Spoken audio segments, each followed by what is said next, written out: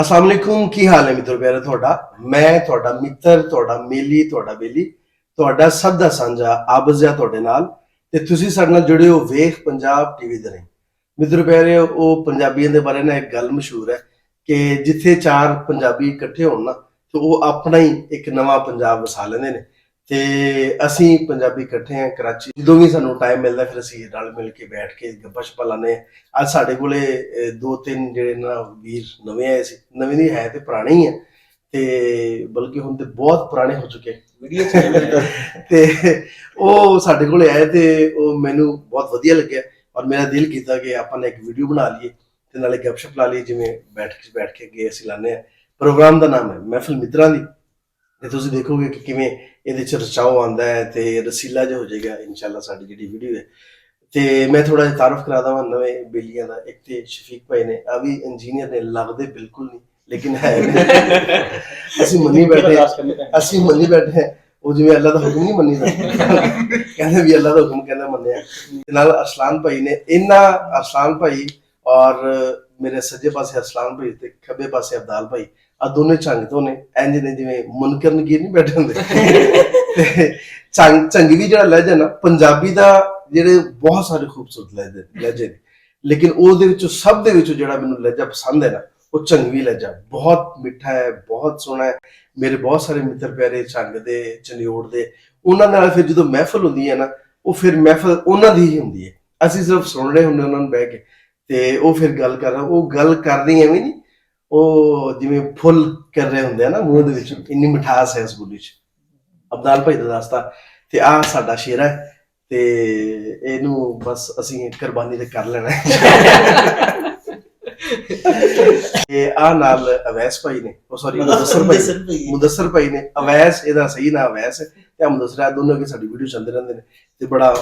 ਮਨ ਮੌਜੀ ਦੀਆਂ ਅਸੀਂ ਗੱਲਾਂ ਕਰਦੇ ਹਾਂ ਲੋ ਜੀ ਭਾਜੀ ਕੋਈ ਵੀਡੀਓ ਵਾਲੀ ਗੱਲ ਨਹੀਂ ਆਪਾਂ ਕੋਈ ਹਾਂ ਤੇ ਉਹ ਇਹਦੇ ਚ ਮੈਂ ਤੁਹਾਡੇ ਤੋਂ ਸ਼ੁਰੂਆਤ ਕਰ ਲੈਣੇ ਇੱਥੇ ਕੀ ਕਰਦੇ ਹੋ ਅੱਜ ਕੱਲ ਕੀ ਮਾਮਲਾ ਚੱਲ ਰਿਹਾ ਇੱਥੇ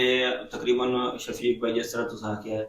ਕਿ ਇੰਜੀਨੀਅਰ ਅਸਾਂ ਨਹੀਂ ਕੰਸੈਪਟ ਕਰੇ ਪਤਾ ਮੈਨੂੰ ਕਰਿਆਦੇ ਹੋਏ ਕਹਿੰਦੇ ਮੈਂ ਤਾਂ ਨਹੀਂ ਕਰਦਾ ਅੱਛਾ ਤੁਸੀਂ ਵੀ ਇੰਜੀਨੀਅਰ ਹੋ ਜੀ ਜੀ ਅਸੀਂ ਇੰਜੀਨੀਅਰ ਖੁਦਾ ਦਾ ਵਾਸਤਾ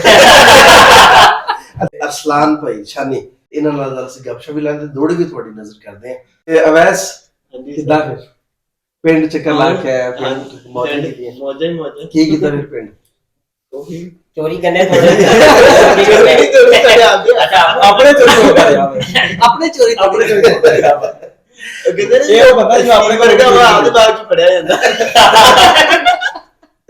ਕੱਟੇ ਦਾ ਚੋਰੀ ਦੁੱਧ ਪੀਂਦਾ ਰਿਹਾ ਕੱਟੇ ਦੁੱਧ ਪੀਂਦਾ ਰਿਹਾ ਜੀ ਬੜਾ ਬਹੁਤ ਪੀਂਦਾ ਦੁੱਧ ਔਰ ਇਹ ਦੁੱਧ ਦਾ ਸ਼ੌਕੀਨ ਵੀ ਬਹੁਤ ਹੈ ਘਰ ਵਾਲੇ ਛਪਾਉਂਦੇ ਸੀ ਕਹਿੰਦੇ ਬਿੱਲੀ ਪੈ ਗਈ ਨਹੀਂ ਕਹਿੰਦੇ ਬਿੱਲਾ ਪੈ ਗਿਆ ਹੁਣ ਜੀ ਅਸੀਂ ਤੁਹਾਡੇ ਵੱਲ ਨੂੰ ਮੂੰਹ ਕਰ ਰਹੇ ਹਾਂ ਜੀ ਤੇ ਤੁਸੀਂ ਕੁਝ ਸੁਣਾਓ ਸਾਨੂੰ ਬਿਹਤਰੀਨ ਜੀ ਸ਼ੈ ਹੈ ਜਿਵੇਂ ਹਾਂ ਆਪਣੀ ਆਵਾਜ਼ ਦੇ ਵਿੱਚ ਕੋਈ ਦੋੜਾ ਕਮਾਈਆ डोली चढ़न मेरी मजबूरी है पर औखे ज़हन तू लासो अगे वांगू साड़िया खाड़िया ते तुसी बासो या ना बासो ते इसे मनत मेरे शहर दे विच अबरार भवें ना आसो ते मेरी मन जाओ कबर दे आ रहा ताई मेरे दिल विच वसदे रासो सानू मुलक भी मारे ते तू सज्जन भी मारे ਅਸੀਂ ਇੰਜ ਕੋਈ ਹਰੀ ਹੋਈ ਦਾੜ ਹੈ ਵਾਹ ਵਾਹ ਵਾਹ ਇੰਨੀ ਚੁੱਪ ਕੀਤੀ ਵਤੀ ਤਾਂ ਵੱਖਰੀ ਗੱਲ ਏ ਖੁਦ ਸਹਿਜੇ ਢੋਲ ਕੁਰਾੜ ਹੈ ਅਬਰਾਰ ਨਾ ਬੁਲ ਖੁਦਦਾਰੀਆਂ ਦੇ ਅਸੀਂ ਅਰਸ਼ ਤੋਂ ਢੇਰ ਪਹਾੜ ਹੈ ਵਾਹ ਜੇ ਤੈਨੂੰ ਝੁਕ ਪਿਆ ਤੇ ਕੀ ਜਾਤਾ ਹੀ ਸਾਰੇ ਮੁਲਕ ਦੀ ਢੋਲ ਲਤਾੜ ਹੈ ਵਾਹ ਵਾਹ ਕੀ ਬਾਤ ਮੈਂ ਇੱਕ ਤੁਹਾਡੀ ਨਜ਼ਰ ਕਰੇ ਸਾਂ ਅਸਾਂ ਹੁਸਨ ਪਰਸਤ ਸ਼ਿਕਾਰੀਆਂ ਸਾਡਾ ਆਮ ਸ਼ਿਕਾਰ ਤਾਂ ਸਮਝਿਓ ਦਾਣਾ ਜਦੋਂ ਵੀ ਸਟਿਆ ਚੁੱਕਦਾ ਨਹੀਂ ਸਾਡਾ ਵਾਰ ਬੇਕਾਰ ਤਾਂ ਸਮਝਿਓ ਤੇ ਅਸਾਂ ਜਾਣ ਕੇ ਤੈਨੂੰ ਛੋੜ ਦਿੱਤਾ ਹੈ ਸਾਨੂੰ ਚਿੜੀਆਂ ਮਾਰ ਨਾ ਸਮਝਿਓ ਤੇ ਗੁਲਾਬਾਂ ਦੇ ਫੁੱਲ ਮਾਇਆ ਅੱਖਾਂ ਮੇਰੇ ਡੋਲ ਦੀਆਂ ਕਾਇਨਾਤ ਦਾ बेहतरीन है ये वाह वाह आओ जी कितो ਕੰਮ ਟੁਰ ਪਿਆ हाँ जी कम टुर पे है ਕੰਮ ਨਹੀਂ ਟੁੱਟਦਾ जे दर्द दे दर्द वंडा न हो सकदा आ दर्द दे दर्द वधावा हो जमेल के दर्द जमाने दे जिम्मे दर्द गरीब दे लावा सजना दे दर्द भी गाने होंदे ਆ ਦਰਦ ਦੀ ਗੱਲ ਵਿੱਚ ਪਾਵਨ ਵਾਹ। ਉਕਾ ਦਰਦ ਨੂੰ ਦਰਦ ਦੀ ਥੋੜ ਨਾ ਦੇ ਹਾਂ ਉਕਾ ਦਰਦ ਨੂੰ ਦਰਦ ਦੀ ਥੋੜ ਨਾ ਰਹਿ ਇੰਜ ਦਰਦਾਂ ਨਾਲ ਰਜਾਵਨ ਹਾਏ ਹਾਏ ਦੇ ਤਾਂ ਸਹੀ ਕੋਈ ਸ਼ਾਇਦ ਦੇ ਤਾਂ ਸਹੀ ਕਹਿੰਦਾ ਕੋਈ ਨਾ ਕੋਈ ਤਾਂ ਦੇਈ ਵਾਂ ਉਹ ਕਹਿੰਦਾ ਸਜਣਾ ਦੀ ਸਜਣ ਜਦਾਦ ਹੁੰਦੇ ਨੇ ਇਹ ਬਰਮ ਦੇ ਭੋਲ ਵੀ ਹੁੰਦੇ ਨੇ ਵਾਹ ਇਹਨਾਂ ਨਾਲ ਜਹਾਨ ਤੇ ਜੀਵਨ ਬਣਦਾ ਇਹਨਾਂ ਨਾਲ ਵਿਲੋਲ ਵੀ ਹੁੰਦੇ ਨੇ ਵਾਹ ਜੀ ਇਹ ਲਾਜ਼ਮੀ ਨਹੀਂ ਕਿ ਫਰਦੇ ਹੋਵਣ ਆਹਾ ਕਈ ਹੀਣੇ ਢੋਲ ਵੀ ਹੁੰਦੇ ਨੇ ਹਾਏ ਇਹਨਾਂ ਬਾਜ ਫਰਾਜ਼ ਗੁਜ਼ਾਰੇ ਕੋਈ ਨਹੀਂ ਪੈਸੇ ਕੰਜਰਾ ਕੋਲ ਵੀ ਹੁੰਦੇ ਕਮਾਲ ਹੈ ਜੀ ਕਮਾਲ ਵੱਡੀ ਗੱਲ ਵੱਡੀ ਗੱਲ ਬਹੁਤ ਵਧੀਆ ਤਾਂ ਮੈਂ ਲੂੜ ਤੂੰ ਉਸ ਦੇ ਲੱਭ ਚੁੰਮਣੇ ਆਹਾ ਉਸ ਗੱਲ ਵਿੱਚ ਗਤਣੀਆਂ ਬਾਈ ਚਾ ਹਾਂ ਉਸ ਸਹਿ ਵੰਜਣਾ ਮੇਰੇ ਸੀਨੇ ਤੇ ਮੈਂ ਮੰਗਣੀਆਂ ਢੇਰ ਦੁਆਈ ਜੀ ਹਾਏ ਹਾਏ ਜੀ ਜੀ ਕੀ ਮੈਂ ਆਖਣਾ ਚਾ ਯਾ ਰਬ ਅਕਬਰ ਆਹਾ ਕਾਇਨਾਤ ਨੂੰ ਰੋਕ ਇਥਾਈ ਚਾ ਹਾਏ ਹਾਏ ਜਦੋਂ ਅੱਖ ਖੁੱਲਣੀ ਉਂਝ ਨਾਲ ਹੰਝੂੰਦੇ ਉਹ ਸੁੰਜੀਆਂ ਧੋਮਣੀਆਂ ਜਾਈ ਚਾ ਹਾਏ ਉਹ ਖਾਬ ਵੇਖ ਰਹੇ ਹੁੰਦੇ ਨਾ ਸਰ ਕੀ ਬਾਤ ਹੈ ਦਿਲਾ ਹਟਣ ਦੇ ਇੱਕ ਵਾਰੀ ਬਖਤਾਂ ਨੂੰ ਹੂੰ ਸਾਰੇ ਮਸਲੇ ਹੀ ਹੱਲ ਹੋ ਵੈਸਨ ਵਾਹ ਵਾਹ ਜਿਹੜੇ ਹੁਣ ਪੈ ਨਿਭਦਨ ਦੁੱਖ ਦੁੱਖ ਕੇ ਉਹ ਸੌਖੇ ਪਾਲੋ ਵੈਸਨ ਵਾਹ ਤੂੰ ਵੇਖੀ ਸਾਡੇ ਜਦਨ ਦਿਹਾੜੇ ਹਾਂ ਐਸ ਮੁਲਕ ਤੂੰ ਵੱਲ ਹੋ ਵੈਸਨ ਵਾਹ ਤੈਨੂੰ ਉਸੇ ਦੇ ਜ਼ੁਲਫੀ ਸੰਗਤਾਂ ਦੇ ਹਰ ਪਾਸੇ ਵੱਲ ਹੋ ਵੈਸਨ ਕਮਾਲ ਹੈ ਵਧੀਆ ਵਧੀਆ ਬਹੁਤ ਹਾਂ। ਕੀ ਬਾਤ ਹੈ ਅਬਦਾਲ ਸਾਹਿਬ ਤੁਸੀਂ ਕਿਉਂ ਆਣ ਦਿਓ ਜਿਹੜਾ ਸਾਡੇ ਆਂਟ ਦੇ ਵੀ ਆ ਉਹ ਦੌਰ ਨੇ ਦੀਆਂ ਗਿਆ ਵਾਲੇ ਯਾਰ ਉਹ ਪਤਾ ਕੀ ਹੈ ਨਾ ਨਹੀਂ ਗਾ ਉਹ ਇਹ ਹਨ ਬਣਾ ਆਦਤ ਹੈ ਨਾ। ਅੱਜ ਕਿ ਜਿਹੜਾ ਲੈ ਜਾ ਨਹੀਂ ਬਣਦਾ ਨਾ ਹੋ ਪਹਿਲਾਂ ਜਾਏ ਕੀਤਾ ਦੌੜ ਦੌੜ ਉਹ ਰਿਕਾਰਡ ਹੋ ਰਹੀ ਹੈ ਹਾਂ। ਜਿਹਦੇ ਇੱਧਰ ਗੱਲ ਹੋ ਰਹੀ ਤੁਸੀਂ ਥੋੜਾ ਜਿਹਾ ਹਾਂ ਕੋਈ ਗੱਲ ਨਹੀਂ ਜਰਨਲ ਨਹੀਂ ਮੈਨੂੰ ਕੁਝ ਯਾਦ ਨਹੀਂ ਤੇ ਲਾ ਰਹੇ ਸੀ ਕਿ ਤੂੰ ਆ ਵੀ ਕੋਨਾ ਨਾ ਸੀ ਹੂੰ ਉਹ ਅਸਲੇ ਹੈ ਨਾ ਆਕੀ ਮੇਰੇ ਮਾਈਏ ਨੂੰ ਮਾਰੇ ਸੋ ਕਹੋ ਤੇ ਜਾਨ ਮਜ਼ਾਈਆ ਆਕੀ ਮੇਰੇ ਮਾਈਏ ਨੂੰ ਇਹ ਕੀ ਕਰਦੇ ਅੱਖ ਮੇਰੇ ਮਾਈਆਂ ਨੂੰ ਕਿੰਨਾ ਮਾਰਿਆ ਉਹ ਉਹ ਤਾਂ ਕੀ ਦੱਸਿਓ ਉਹ ਤਾਂ ਫਨੀ ਹੈ ਨਾ ਉਹ ਤਾਂ ਫਨੀ ਹੈ ਨਾ ਫਨੀ ਅਸੀਂ ਤੇ ਥੋੜੀ ਫਨੀ ਉਹ ਕਹਿੰਦਾ ਕਿ ਮੰਜੀ ਦੀਆਂ ਛਿਕ ਰਸੀਆਂ ਟੁਰ ਗਿਆ ਚਨ ਮਾਈ ਹੱਥ ਮਾਰਾ ਪੀੜੀ ਤੇ ਅੱਗੇ ਆ ਬਈ ਖੋਲੋ ਹਾਂ ਸਹੀ ਹੈ ਸਹੀ ਹੈ ਸਹੀ ਹੈ ਸਹੀ ਹੈ ਇਹ ਬਿਹਤਰੀਨ ਓਏ ਮਸ਼ਹੂਰ ਰਿਹਾ ਸਾਡੇ ਕੋਲ ਜਹਾਂਗੀਰ ਕਿਰਲੂ ਹਾਂ ਬਿਲਕੁਲ ਮਨਜ਼ੂਰ ਹੁਸੈਨ ਕਿਰਲੂ ਬਿਲकुल ਤੇ ਉਹ ਮਜ਼ਾਇਆ ਕਰਦਾ ਨਾ ਮਹਿਫਲ ਮੂਸੀਕੀਆਂ ਦੇ ਮਤਲਬ ਆਪਣਾ ਫਨੀ ਮਾਹੌਲ ਆਪਣਾ ਬਣਾਈਦਾ ਜੀ ਕੋਈ ਸਿਰ ਉਹ ਦੇ ਆ ਗਏ ਜੀ ਕੋਈ ਸਿਰ ਪੈਰ ਨਹੀਂ ਤੇ ਬਸ ਮਾਈਆ ਬਣਾ ਦੇ ਹਾਂ ਮਾਇਆ ਬਣਾ ਦਿੱਤਾ ਬਸ ਉਹਦਾ ਇੱਕ ਤੂੰ ਹੋਰ ਬਣਾ ਦੇ ਉਹ ਕਹਿੰਦਾ ਲੋਹੇ ਦਾ ਗਿਲਾਸ ਹੋਵੇ ਜਿੰਨ ਮੈਂ ਦਿਲ ਦੇਣਾ ਵਗਾ ਪਰ ਨਹੀਂ ਜਾਂਦਾ ਉਹ ਇੱਕ ਸ਼ਰਤ ਪੈਂਦੀ ਪੰਦੀ ਜਾਂਦਾ ਉਹ ਮੇਰਾ ਇੱਕ ਬੇਲੀ ਸੀ ਜਨਾਬ ਤੇ ਉਹ ਨਾ ਹੁਣ ਨਾਲ ਲੈ ਦੇ ਚੱਲ ਰਹਿਣ ਦਿੰਦੇ ਹੈ ਪਰਦਾ ਮਸ਼ਹੂਰ ਹੋ ਜਾਏ ਉਹ ਬੰਦੇ ਨੇ ਜਨਾਬ ਉਹਦੀ ਇੱਕ ਕਿਸੇ ਦੇ ਨਾਲ ਯਾਰੀ ਲੱਗੀ ਨਾ ਦੋਸਤਾਨਾ ਹੋਇਆ ਕਿਸੇ ਲੜਕੀ ਦੇ ਨਾਲ ਤੇ ਉਹ 2 ਮਹੀਨੇ ਲੱਗੇ ਤੇ ਉਹਦਾ ਵਿਆਹ ਹੋ ਗਿਆ ਉਹ ਬੜਾ ਪਰੇਸ਼ਾਨ ਨਾ ਉਹਦੇ ਲੇਕਿਨ ਉਹ ਪਰੇਸ਼ਾਨ ਉਹ ਹਫਤਾ ਕੀ ਰਹਿੰਦਾ ਸੀ ਦੁਬਾਰਾ ਫੇਰ ਉਹਦੀ ਕਿਸੇ ਹੋਰ ਦੇ ਨਾਲ ਹੋ ਗਈ ਸੀ ਉਹ ਜਨਾਬ ਉਹਦਾ ਵੀ ਕੀ ਵਿਆਹ ਹੋ ਗਿਆ ਉਹ ਕਹਿੰਦਾ ਹੁਣ ਮੈਂ ਨਾ ਇੱਕ ਸੋਚਿਆ ਇੱਕ ਚੀਜ਼ ਇਹਦੇ ਵਿੱਚ ਕਿ ਮੈਂ ਪਿੰਡ ਚ ਐਲਾਨ ਕਰਾਵਾਂ ਵੀ ਜਿਹਦਾ ਵਿਆਹ ਨਹੀਂ ਹੁੰਦਾ ਰਾਬਤਾ ਕਰ ਆਪਣਾ ਕੀ ਜਾਣਾ ਹੈ ਕਿਉਂ ਜੀ ਹਫਤਾ ਦੱਸਦੇ ਨਹੀਂ ਹੈ ਮੈਨੇ ਰਾਬਤਾ ਕਰ ਲੋ ਉਹਨਾਂ ਦਾ ਵਿਆਹ ਹੋ ਜਾਂਦੀ ਅੱਗੇ ਸਹੀ ਤੇ ਅਬਦਾਲ ਭਾਈ ਉੱਥੇ ਝੰਗ ਚ ਕੀ ਉੱਥੋਂ ਦਾ ਮਾਹੌਲ ਉਹ ਮਹਿਫਲਾਂ ਜਿਹੜੀਆਂ ਪਹਿਲੇ ਹੁੰਦੀਆਂ ਸੀ ਉਹ ਜਿਵੇਂ ਯਾਰਾਂ ਦੋਸਤਾਂ ਨੇ ਬਹਿ ਜਾਣਾ ਹੈ ਤੇ ਉਹ ਗੱਪਸ਼ਪ ਲੱਗੀ ਜਾ ਰਹੀ ਹੈ ਕਿੰਨੀ ਕਿੰਨੀ ਦੇਰ ਪਤਾ ਹੀ ਨਹੀਂ ਟਾਈਮ ਦਾ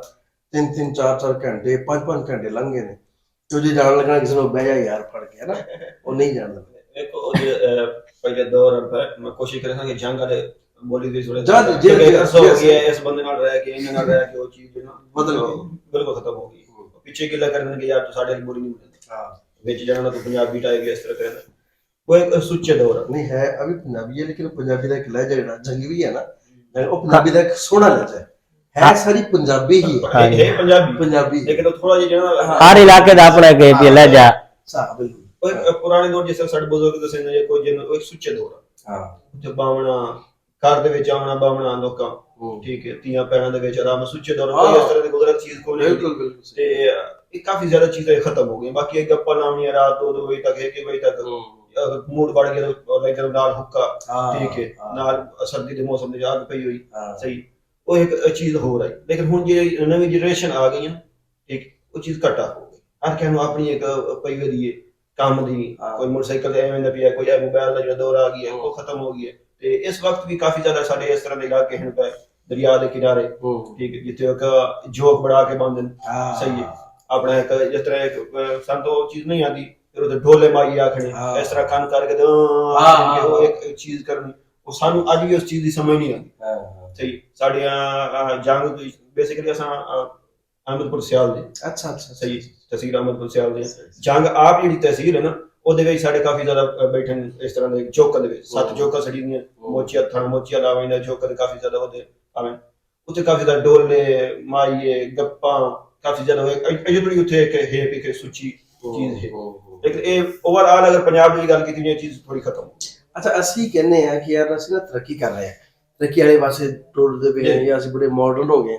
ਜਦਕਿ ਮੈਂ ਸਮਝਦਾ ਕਿ ਜਿਵੇਂ ਜਿਵੇਂ ਅਸੀਂ ਮਾਡਰਨ ਹੋ ਰਹੇ ਹਾਂ ਇਹ ਜਿਵੇਂ ਜਿਵੇਂ ਅਸੀਂ ਬਜ਼ਾਹਰ ਤਰੱਕੀ ਕਰ ਰਹੇ ਹਾਂ, ਪੈਸਾ ਖੁੱਲਾ ਆ ਗਿਆ, ਰੋਜ਼ਗਾਰ ਅੱਛਾ ਹੋ ਗਿਆ, ਪਰ ਉਹ ਜਿਹੜੀ ਅੰਦਰੋਂ ਸੀ ਨਾ ਸਕੂਨ ਖਤਮ ਹੋਣਾ ਜਾ ਰਿਹਾ ਹੈ। ਉਹ ਜਿਹੜੇ ਕਿ ਯਾਰ ਬੇਲੀਏ ਨੇ ਫਰਜ਼ ਕਰੋ ਕੋਈ ਬੰਦਾ ਪਰੇਸ਼ਾਨ ਵੀ ਹੈ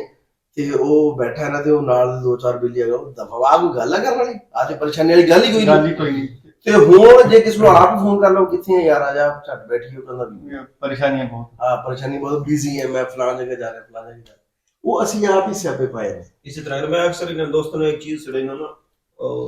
ਗੰਦਮ ਦੀ ਕਟਾਈ ਹੁੰਦੀ ਹੈ ਉਸ ਤੋਂ ਬਾਅਦ ਉਹਦੀ ਥ੍ਰੈਸ਼ਰ ਲੱਗਦੀ ਹੈ। ਮੈਂ ਆਪੇ ਇੱਕ ਸੰਭਲਦੇ ਆ ਜਿਹੜਾ ਮੈਂ ਇੱਕ ਚੀਜ਼ ਵੇਖੀ ਹੈ ਅਸਾਂ ਨਹੀਂ ਗਾ ਗਾਇਆ ਮੈਂ ਆਪਣੇ ਪਿੰਡ ਦੇ ਉੱਤੇ ਖਲੋ ਕੇ ਥ੍ਰੈਸ਼ਰ ਦੇ ਉੱਤੇ ਗਾ ਨਹੀਂ ਗਾਇਆ। ਪਤਾ ਲੱਗਿਆ ਅਰਸਾਨ ਨੂੰ ਪਤਾ ਲੱਗਿਆ ਥੋੜਾ ਜਿਹਾ ਦੂਰ ਸਫ਼ਰ ਹੈ ਦਾ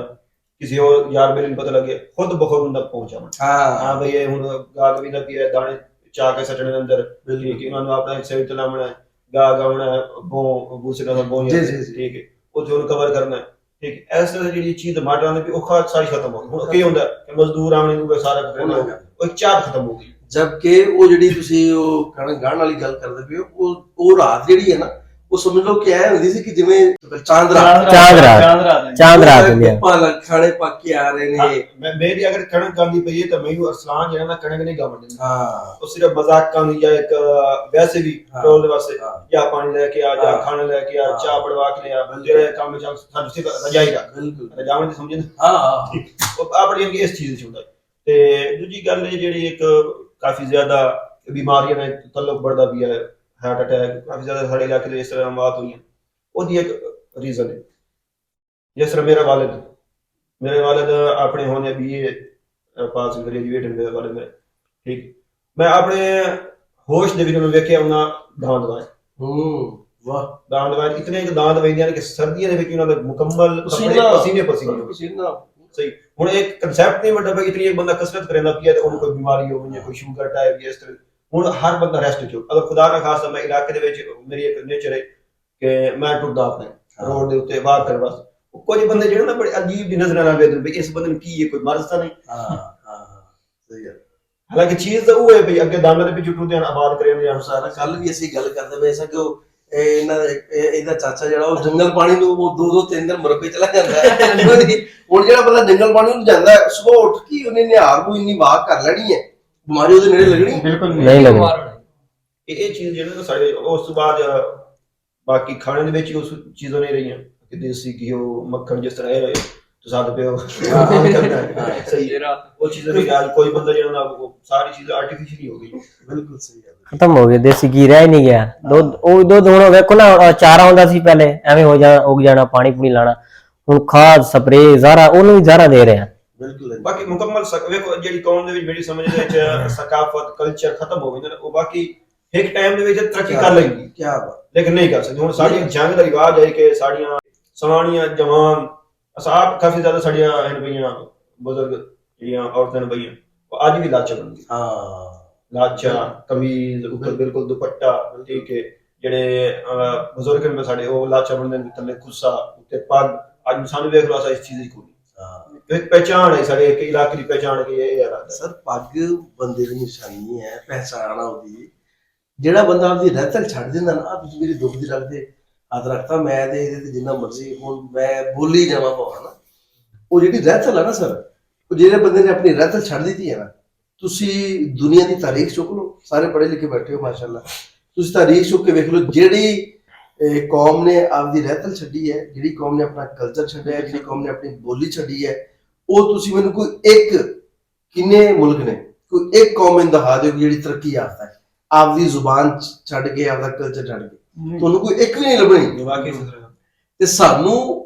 ਟੋਰਾ ਪਿਆ ਹੋਇਆ ਦੂਜੀਆਂ ਉਬੜ ਬੋਲੀਆਂ ਵਾਲੇ ਪਾਸੇ ਨਾ, ਉਬੜ ਕਲਚਰ ਅਪਣਾਉਣ ਵਾਲੇ ਪਾਸੇ। ਸਾਨੂੰ ਉਹ ਸਿਆਪੇ ਪਏ ਨੇ ਕਿ ਅਸੀਂ ਉਹ ਕਰ ਲਈਏ, ਉਹਦੇ ਨਾਲ ਸ਼ਾਇਦ ਅਸੀਂ ਚੰਗੇ ਲੱਗਣ ਲੱਗ ਪਵਾਂਗੇ। ਆ ਸਾਡੇ ਇਹਨਾਂ ਦੇ ਵਿੱਚ ਨਾ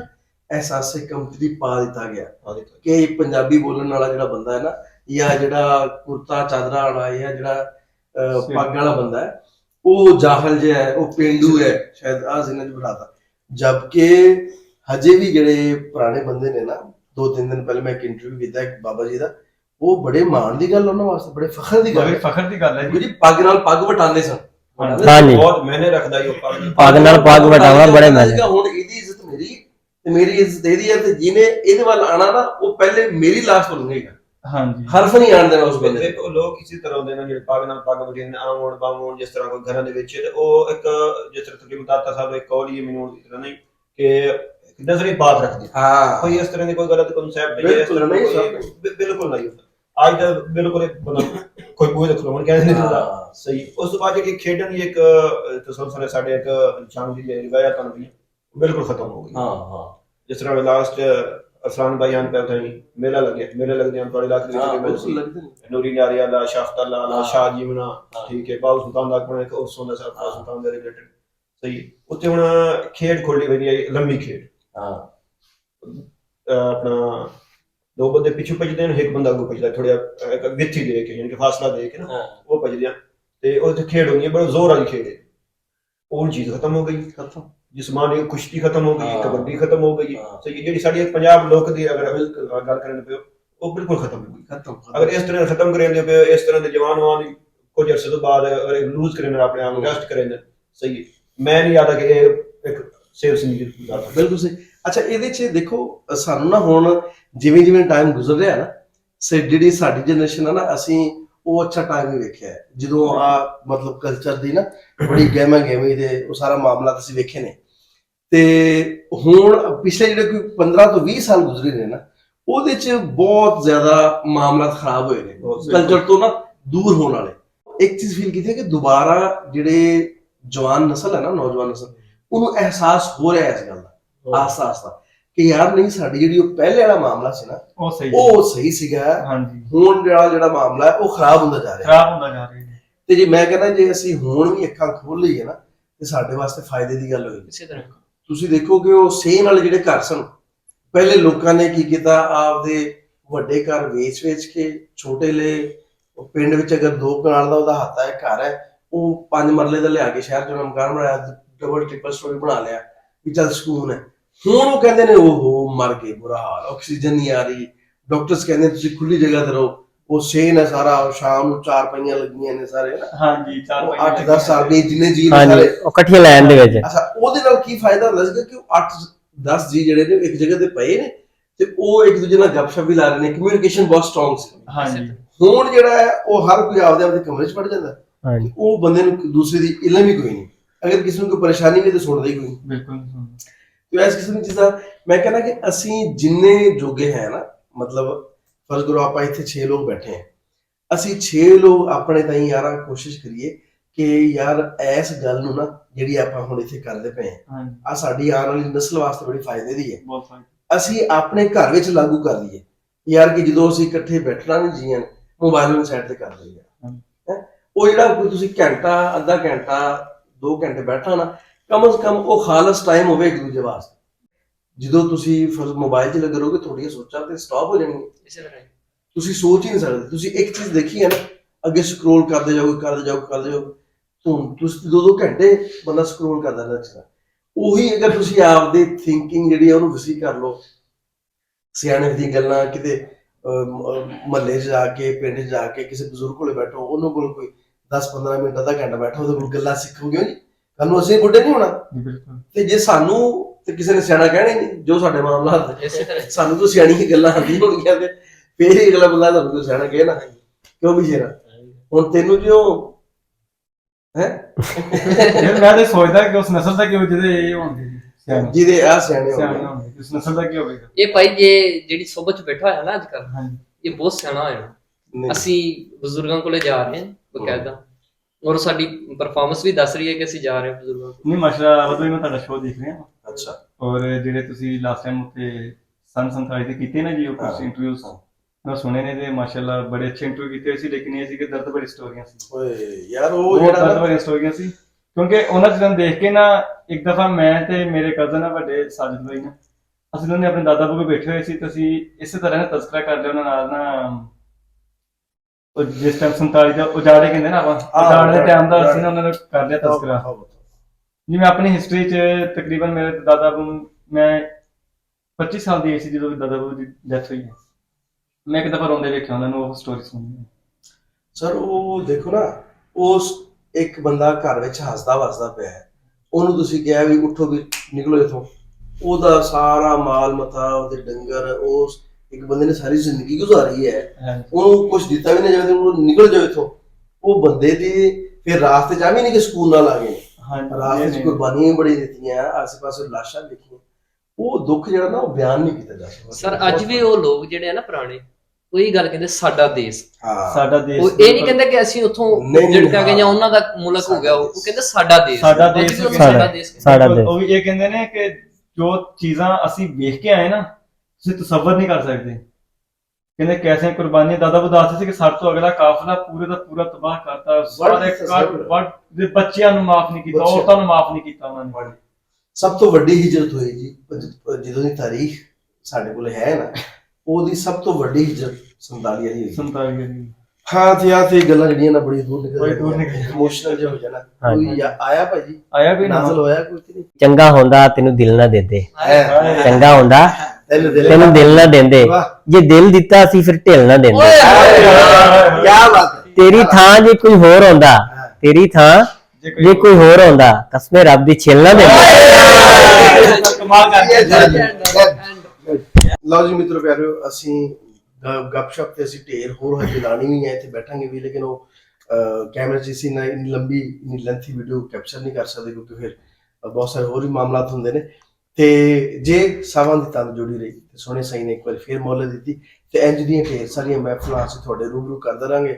ਅਸੀਂ ਜਿਹੜਾ ਨਾ ਪੰਜਾਬ ਤੇ ਪੰਜਾਬੀਅਤ ਦਾ ਪ੍ਰਚਾਰ ਕਰਦੇ ਰਹਾਂਗੇ, ਕੋਸ਼ਿਸ਼ ਕਰਾਂਗੇ ਕਿ ਅਸੀਂ ਆਪਣਾ ਹਿੱਸਾ ਪਾ ਸਕੀਏ ਆਪਣੀ ਇਸ ਧਰਤੀ ਦੇ ਵਾਸਤੇ, ਆਪਣੇ ਇਸ ਕਲਚਰ ਦੇ ਵਾਸਤੇ, ਉਹਨੂੰ ਜ਼ਿੰਦਾ ਰੱਖਣ ਵਾਸਤੇ। ਤੇ ਅਸੀਂ ਕਿੰਨੇ ਕਾਮਯਾਬ ਹੁੰਨੇ ਆ ਤੁਸੀਂ ਦੱਸਣਾ ਹੈ ਕਮੈਂਟ ਬਾਕਸ ਵਿੱਚ, ਸਾਨੂੰ ਜ਼ਰੂਰ ਦੱਸਿਆ ਜੀ ਕਿ ਤੁਸੀਂ ਪੰਜਾਬੀ ਰਹਿਤੇ ਦੇ ਬਾਰੇ ਕੀ ਕਹਿੰਦੇ ਹੋ। ਲਓ ਜੀ ਇਹਦੇ ਨਾਲ ਹੀ ਫਿਰ ਅੱਜ ਦੇ ਪ੍ਰੋਗਰਾਮ ਨੂੰ ਮੁਕਾਨੇ ਆ। ਲੈ ਆਓ ਯਾਰ ਹਵਾਲੇ ਰੱਬ ਦੇ ਮੇਲੇ 4 ਦਿਨਾਂ ਦੇ, ਉਸ ਦਿਨ ਈਦ ਮੁਬਾਰਕ ਹੋਸੀ ਜਿਸ ਦਿਨ ਫੇਰ ਜਿਉਂਦੇ ਵਸੋ ਤੇ ਖਿੜਖਿੜ ਹੱਸੋ। ਰੱਬ ਰਾਖਾ।